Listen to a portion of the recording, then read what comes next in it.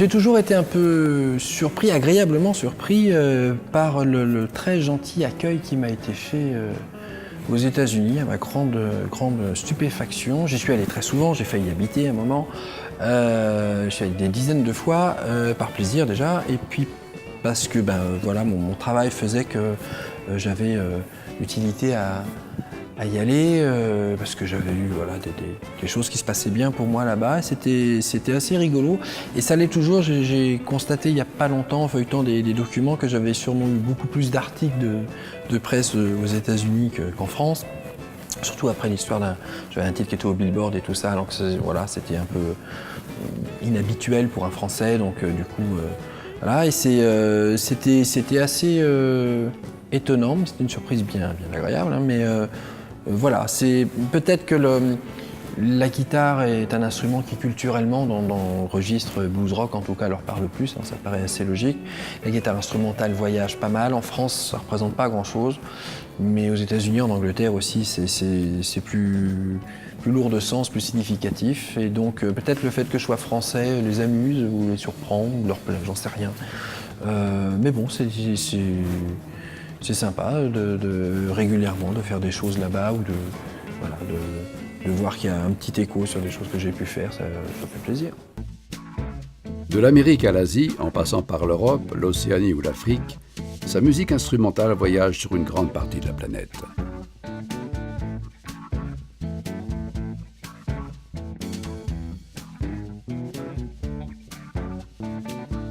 J'ai eu l'occasion de jouer dans un certain nombre de pays, et notamment au Liban dans les années 90. J'avais participé à un show télé avec mon papa d'ailleurs. Et c'était très sympa, mais il y a eu des problèmes techniques assez surréalistes parce que le pays sortait de la guerre. Et puis ils avaient eu la gentillesse un soir de me faire la surprise, de me fêter mes 25 ans en direct à la télé avec un énorme gâteau à étage qu'ils ont fait venir par un très grand pâtissier avec des feux de Bengale, etc. J'étais très surpris, très touché, c'était vraiment très mignon.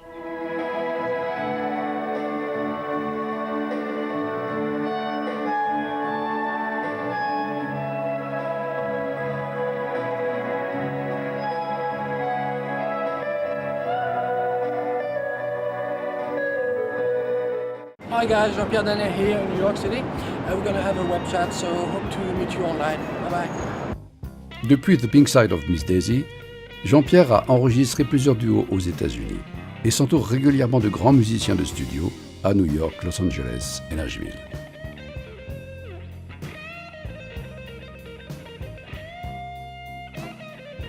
Comme je fais des albums essentiellement instrumentaux et parfois chantés en anglais aussi, j'ai la chance que de temps en temps ils voyagent à droite à gauche dans le monde. Ça donne parfois des situations un peu surprenantes. Par exemple au Japon, j'avais un disque qui était rentré dans les charts, et peu de temps après, la NHK, la chaîne nationale japonaise, avait fait une adaptation d'un des titres de l'album dont ils m'avaient crédité la composition alors que c'était juste une reprise que j'avais faite du thème de Pulp Fiction. Donc c'était assez drôle de voir qu'ils m'avaient crédité ce morceau alors qu'en fait j'y étais pour pas grand chose.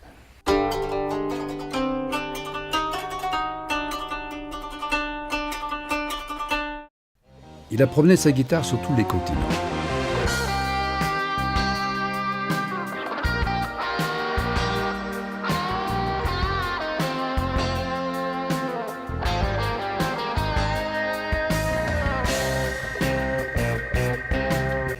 D'abord distribué en Europe dans les années 80 et 90, puis jusque dans 34 pays dans les années 2000, ces disques instrumentaux figurent désormais au hit parade de 53 pays, qui ont vu entrer dans leur classement 71 singles et 62 albums interprétés par Jean-Pierre.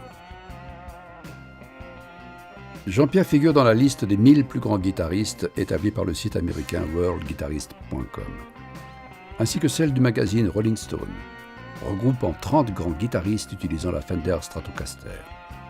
Dans tous les pays où j'ai mis les pieds, on me parle de Jean-Pierre, guitare. Il a une très grande cote et les gens l'aiment beaucoup. Et je me suis aperçu que les gens étaient friands. Et alors ils tapent sur les sites, etc. Et ils voient tous les disques, tous les prix, tous les disques d'or, etc. Bon, effectivement, je ne l'appelle pas pour lui dire toute la journée, mais je suis très fier. On a fait beaucoup de choses ensemble. Jean-Pierre est venu jouer au Casino de Paris, merveilleusement bien.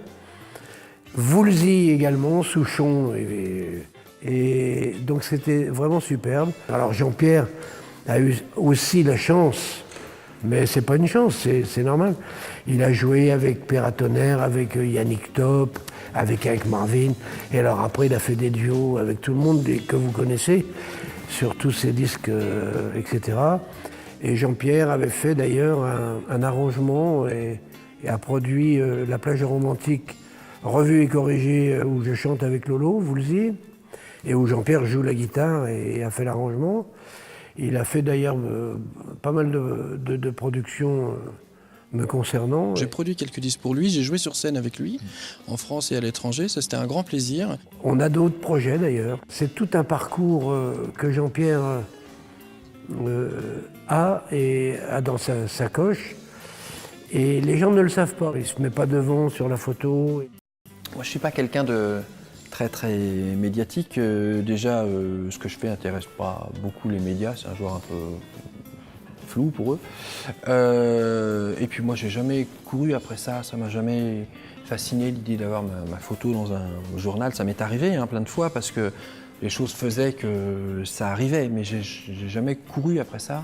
Ça n'a jamais été une motivation chez moi, c'est pas une chose qui me plaît, qui me motive, qui m'apporte grand chose. Si ça arrive dans des conditions sympas, j'ai rien contre, mais c'est pas du tout un moteur chez moi, aucunement. Et il y a une époque de ma vie où j'avais des sollicitations pour le magazine Pipo, parce que j'avais une compagne qui était à la télévision, dans le mannequinat, tout ça. Alors on dit, faire des articles, j'ai jamais voulu, on l'a jamais fait. Ça m'intéressait pas. Aujourd'hui, j'ai une vie différente, où ma compagne n'est pas du tout dans ce monde-là. Elle est chirurgienne, alors ça n'a rien à voir, c'est comme les mannequins, mais avec un cerveau, en fait. Donc ça change, et on n'a aucune envie d'être dans les journaux ensemble. Elle est très contente si je fais quelque chose, moi, voilà, à la guitare, tout ça, mais on n'a pas envie de partager les choses autrement que comme ça. De temps en temps, ça arrive, et puis voilà, quand j'avais fait la soirée de lancement de mon disque Out of the Blues, et que très gentiment Carla Bruni était venue, voilà, et les photos d'elle et moi avec l'album et tout. Alors là, évidemment, ça avait fait le tour d'internet et tout ça. Assez curieusement, quand il y a Carla Bruni, il y avait plus d'intérêt pour le disque, et c'était très bien. C'est une fille charmante, et j'étais ravi qu'on fasse ça. C'est pas du tout un souci, mais c'est pas du tout une envie et une volonté chez moi de chercher ça. Avec Jean-Pierre, on s'est connus il y a quelques années, et on a réalisé ensemble une soirée, c'était au Bateau Phare pour les 10 ans d'une émission de radio qui s'appelait Askyrev. Et on a réalisé une soirée ensemble où, en tant que DJ, j'ai invité quelques grands noms de la musique et des grands musiciens. Et Jean-Pierre en faisait partie en tant que guitariste, évidemment. Donc c'était franchement un super souvenir.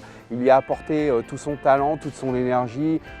Ensuite, on a travaillé ensemble sur quelques productions, sur des petites choses qui font que j'ai appris pas mal de choses avec lui.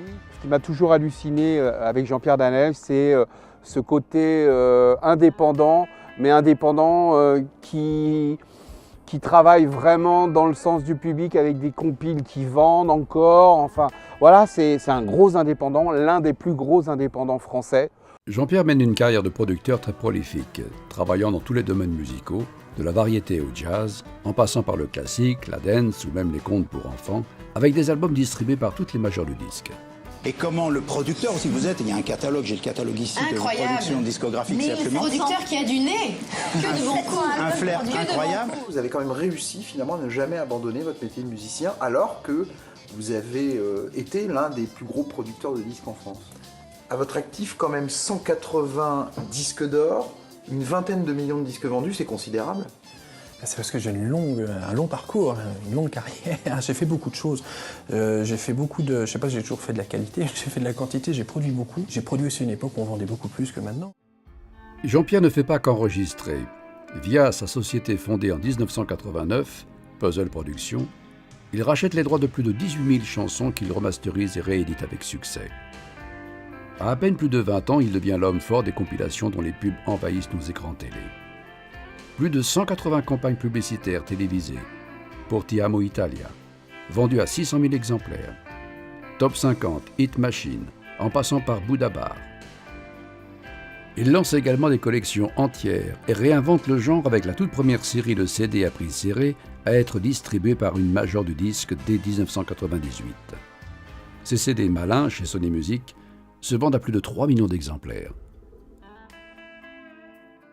En 2002, Warner lui demande une collection de disques équivalente et il signe avec 261 albums le plus gros contrat en nombre de disques jamais conclu entre un producteur et une major de disques.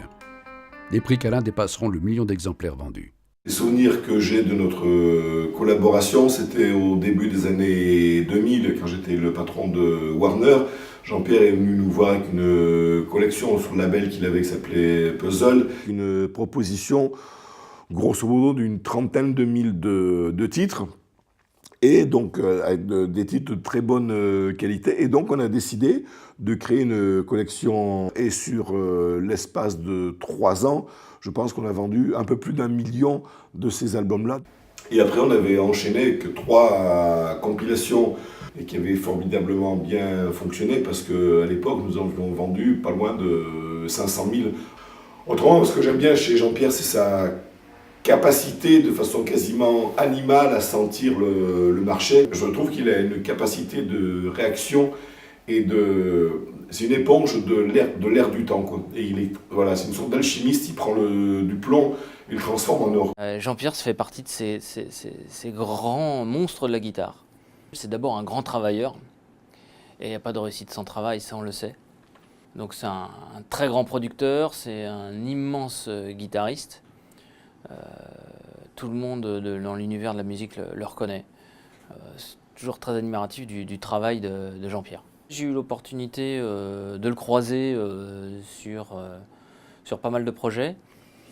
Ensuite, quand je suis arrivé à TF1, on a eu l'occasion aussi d'échanger, puisque les produits, les albums qu'il produit autour de la guitare sont souvent mis en avant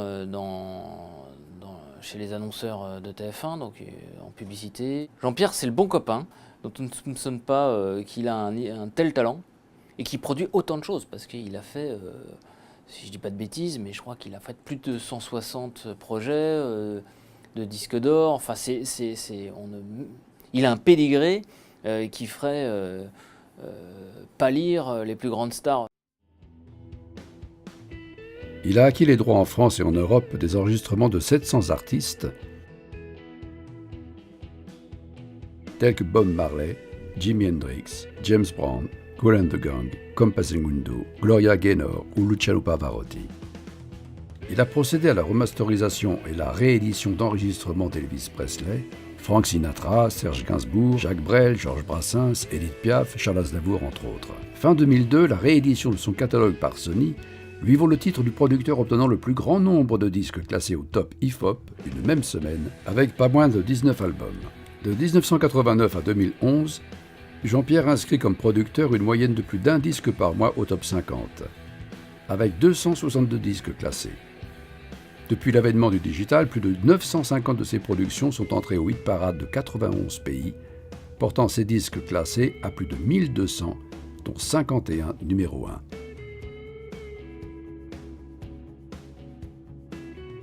Au début des années 90, Jean-Pierre est l'éditeur de 4 titres sur le nouvel album de Johnny Hallyday, pour lequel il reçoit un disque de platine. Par ailleurs, il a acquis les droits d'une centaine de chansons enregistrées par l'idole des jeunes dans les années 60. Sur cette base, il produit plusieurs albums live et compilations, dont l'une est numéro 1 des ventes digitales. J'ai plus croisé Johnny Hallyday que je ne l'ai bien connu, mais j'ai quelques souvenirs, notamment pendant mon enfance et puis après plus professionnel. Quand mon père a débuté dans la chanson en 65 ou 66, il a fait plusieurs fois la première partie d'Hallyday avec un grand trac parce que c'était compliqué pour lui d'arriver devant un public qui était tout acquis à Johnny. Ils étaient venus voir Johnny évidemment et pas la première partie. Et il avait été très touché parce que quand Johnny l'a vu répéter avec ses 4 musiciens, il est venu le voir, il lui a dit « Écoute, si tu veux, je te passe ma section de cuivre, tout l'orchestre, les lumières, la sono, tout, pour que ce soit encore mieux. » Et donc il a dirigé les répétitions avec mon père et toute l'équipe de musiciens pendant tout l'après-midi pour que ce soit encore meilleur. Et le soir, mon père avait un trac fou. Et Johnny est monté sur scène et a demandé à son public de faire un triomphe à son ami Pascal Danel, alors qu'ils se connaissaient depuis quelques heures. Et évidemment, ça a beaucoup aidé mon père à ce que la prestation se passe bien. Donc il a un très bon souvenir de ça. Johnny l'avait ramené après à Paris en lui parlant du métier, etc. Parce que mon père était un débutant et Johnny était déjà l'idole qu'on connaît. Et puis beaucoup plus tard, j'ai été l'éditeur de quelques-uns des titres d'un album de Johnny au début des années 90. Alors c'était un petit peu anecdotique parce que j'ai pas eu une responsabilité artistique énorme, mais c'était sympa d'être impliqué dans un album de Johnny. Et on a passé quelques soirées ensemble plus tard, avec Jean-Jacques Debout aussi. En croisant Johnny, j'ai aussi rencontré un certain nombre de gens qui ont travaillé avec lui ou qui ont composé pour lui, comme Jean Renard par exemple, ou Gérard Layani, qui a composé le sublime Requiem pour un fou. Il m'a invité chez lui, il m'a sorti les Fender, les guitares, il m'a raconté sa passion pour les Shadows. Et donc on n'a pas pu s'empêcher de prendre chacun une guitare et de jouer.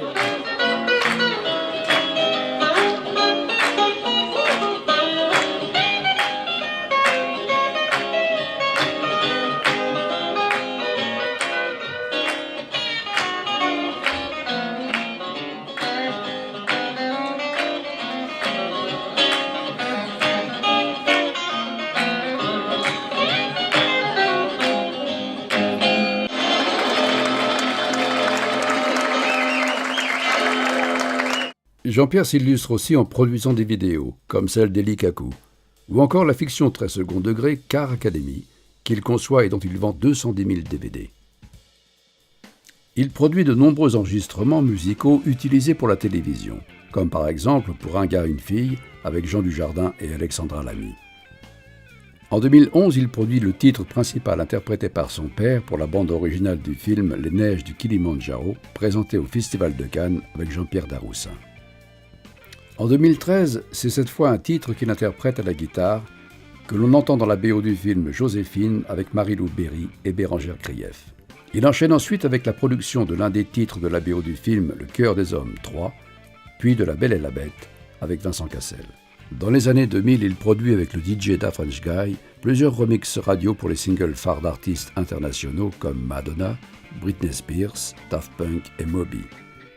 Puis, avec le DJ anglais Joey Negro, il produit le single classé dans les charts dance britanniques et suédois, Alexandre et Alexandra Remix. En 2007, il produit et tient la guitare pour un trio qu'il partage avec Laurent Voulzy et Pascal Danel.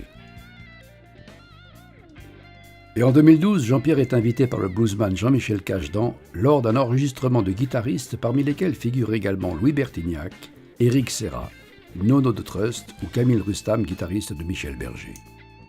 Le 15 mai 2014, Jean-Pierre reçoit chez Sony Music à Paris un multidisque de diamant pour ses 25 ans de carrière dans l'industrie musicale.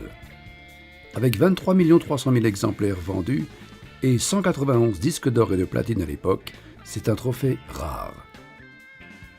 Entre ses propres enregistrements et ses productions pour d'autres artistes, il compte depuis 198 disques d'or et platine et différents prix reçus en France et à l'étranger. Après avoir été le plus jeune, il est devenu le premier producteur indépendant français. J'ai rencontré Jean-Pierre il y a un peu plus d'une dizaine d'années. Et en dehors de ce qui nous a rapprochés, à savoir la passion commune des très beaux instruments, j'ai pu découvrir chez cet homme-là quelque chose que je ne soupçonnais pas forcément au début, puisqu'évidemment on s'est rencontrés par la musique, mais le fait de son hyper-curiosité. C'est-à-dire Jean-Pierre, c'est quelqu'un d'extrêmement curieux dans plein de domaines, puisque en dehors de sa grande connaissance du matériel et des belles guitares, il a aussi effectivement écrit une bio sur Guitry, donc on se demande d'où ça sort, mais c'est quelque chose qu'il a fait. Jean-Pierre se consacre aussi à ses passions, sortant une vingtaine de livres, dont 2 biographies de Sacha Guitry, au sujet duquel il donne également des conférences. L'un de ses livres a intégré le programme de français des universités américaines de Harvard, Princeton, Stanford et Berkeley. Ce que j'aime bien aussi chez Jean-Pierre, c'est son éclectisme, quelqu'un de très curieux. On a la même passion pour Sacha Guitry et j'ai publié une biographie de Sacha Guitry par Jean-Pierre il y a quelques années. Biographie qui a été saluée par l'ensemble des amis de Sacha Guitry, des cercles littéraires. Bon, c'est quelqu'un qui qui a beaucoup de connaissances, et c'est toujours un grand plaisir de partager avec lui. J'ai aucune prétention littéraire, hein, soyons clairs. Par contre, j'écris mes bouquins moi-même. Beaucoup de gens qui se les font écrire. Je les écris moi-même, c'est pour ça qu'ils ne sont pas à l'Académie française. Retour à On aura tout vu en compagnie de notre invité Jean-Pierre Danel pour Le destin fabuleux de Sacha Guitry, parce que c'est un livre merveilleux qui m'a vraiment enchanté, Le destin fabuleux de Sacha Guitry, parce que c'est un livre d'enthousiasme. Sacha Guitry, c'est une des grandes passions de ma vie, il faut bien dire. Son talent, surtout, bien sûr. C'est un type tellement brillant, tellement intelligent, tellement inventif, tellement créatif, tellement hyperactif. C'est incroyable. Ça devait d'ailleurs très fatigant de vivre avec lui. Il a divorcé 5 fois, c'est sûrement pas pour rien. J'admire beaucoup sa vivacité d'esprit, c'est-à-dire cette façon de résumer en quelques mots, parce qu'on aurait tous mis 3 pages à écrire. Quand il dit, alors évidemment, il est célèbre pour ses phrases soi-disant misogynes. Il n'était pas misogyne, c'est une longue histoire, mais il accordait aux femmes dans ses pièces de théâtre à l'époque des situations et des places qu'elles n'avaient pas du tout dans la société. Une époque où les femmes étaient entretenues par leur mari, ne travaillaient pas, élevaient les enfants à la maison, faisaient le ménage. Lui, il en faisait des femmes indépendantes, autonomes, qui travaillaient, qui trompaient leur mari, qui gagnaient leur vie. C'était pas du tout le reflet de la situation des femmes à l'époque. Donc il était tout sauf misogyne, mais évidemment, il s'est un peu vengé de ses mésaventures conjugales à travers ses personnages. Et voilà, donc on connaît plein de citations de lui qu'on déforme parfois, mais elles sont souvent très drôles, souvent juste, pas fatalement sur les femmes, mais humainement parlant. On peut bien sûr les retourner vers les hommes. Mais voilà, donc moi j'aime bien beaucoup de choses comme ça, parce que c'est intelligent. Quand il dit à sa femme « Chérie, je me demande si tu ne joues pas un trop grand rôle dans ta vie », voilà, je trouve ça drôle, parce que c'est la synthèse de ce qu'on peut parfois ressentir dans une relation de couple, qu'on soit homme ou qu'on soit femme, et envers un homme ou envers une femme. En l'occurrence, là, c'est envers une femme, mais ça aurait été valable pour un homme aussi. C'est un type brillant, et puis il a inventé 1000 choses. Il a inventé la voix off au cinéma, ce qui est quand même assez énorme. Il a été parmi les premiers à faire des tentatives de post-synchro en 1915. Il a inventé des choses au théâtre en mêlant les projections sur écran dont les personnages qu'on voyait en film sortaient ensuite en vrai sur la scène du théâtre en 1927. Hein, c'était du jamais vu à l'époque. Et voilà, puis ce sens brillant de la répartie intelligente, incroyable. Il y avait cette anecdote où il est dans une soirée avec sa femme, et un type qu'il ne connaît pas surgit entre deux, là, les interrompt sans leur dire ni bonsoir, ni rien du tout. Et demande à Guitry où sont les toilettes. Et Guitry le trouve très mal élevé, mais bon, il lui répond, il lui dit « mais vous dirigez vers le fond de la pièce, et sur la gauche, vous verrez une porte où il est écrit « Gentleman », vous entrez quand même ». Voilà, c'est typique de cet esprit vif, drôle, intelligent, percutant et pertinent en même temps. Donc voilà, j'admire beaucoup Guitry, donc c'est pour ça que je ai consacré 2 livres. Il y a plein de livres sur Sacha Guitry. J'avais envie de parler de cet homme que j'admire beaucoup. Et je me suis dit peut-être le seul intérêt de faire 2 livres de plus, après tous ceux qu'il y a déjà eu, qui sont souvent très brillants, c'est que peut-être j'avais un point de vue un tout petit peu différent, parce que j'étais de loin le plus jeune des gens qui ont écrit sur lui, parce qu'il y a eu beaucoup de ses contemporains qui ont écrit, qui sont plus là, puis des gens ensuite plus âgés, des grands comédiens de théâtre aussi, des gens comme ça. Moi, quand j'ai sorti ces livres, j'étais nettement plus jeune que tous ces gens-là. Peut-être ça avait un peu d'intérêt du coup de voir ça avec un décalage dans le temps et d'une époque un peu différente. Voilà, en tout cas, voilà, j'adore Guitry et donc je parle de lui avec plaisir. Partons à la rencontre de Jean-Pierre Danel, biographe de Sacha Guitry et fin collectionneur. Venez voir. C'est incroyable toute cette collection. Oui, il y a des manuscrits d'œuvres inédites, il y a des lettres personnelles à Jean Cocteau, à son père, à Tristan Bernard. Et c'est quoi cette canne? Ça, c'est l'une des cannes de Sacha Guitry qu'il avait dans les années 20, qu'on voit dans quelques films d'ailleurs. D'où vous vient cette passion pour Sacha Guitry? L'intelligence de Guitry, ce côté brillant comme ça, c'est fascinant, des gens qui ont une telle répartie, qui synthétisent en une phrase ce qu'on mettrait 4 pages à dire. Il a passé toute la guerre à faire des actions caritatives pour les victimes de la guerre, à aider des gens, à sauver des gens juifs et non juifs. Mais Tristan Bernard, par exemple, c'est la jalousie qui a fait qu'il a été injustement soupçonné. Europe 1, faites comme chez vous. Pierre-Louis Basse. Bonjour Jean-Laurent Cochet. Bonjour. Vous êtes comédien. Bonjour Jean-Pierre Danel. Bonjour. Vous êtes producteur de disques, vous êtes un fou furieux de Guitry. Vous avez bien sûr écrit un texte qui s'intitule Le destin fabuleux de Sacha Guitry. Oui. Bonjour Noël Giret. Bonjour. Vous êtes la responsable commissaire de l'exposition Guitry à la Cinémathèque française. C'était quelqu'un d'extrêmement brillant et de novateur et qui était tout le contraire de quelqu'un qui était coincé dans les conventions de son époque. La légèreté apparente qui est le masque sous lequel il se présente, avec la profondeur qu'il y a derrière et que les gens qui n'ont pas été vraiment voir ses pièces ou ses films n'ont pas saisi parce qu'ils n'ont vu que la légèreté apparente de façade, alors qu'il y a une très très grande profondeur et une philosophie de vie derrière. C'est sa délicatesse. Comment avez-vous rencontré Guitry, Jean-Pierre Daniel? Comment? C'est un peu le hasard, c'est par le biais de ces citations. Tu m'as aussi donné ton livre sur Sacha Guitry, que j'ai dévoré, que j'ai trouvé épatant. Donc je trouve que c'est déjà rare pour un bon musicien, un excellent musicien, de savoir aussi écrire des livres.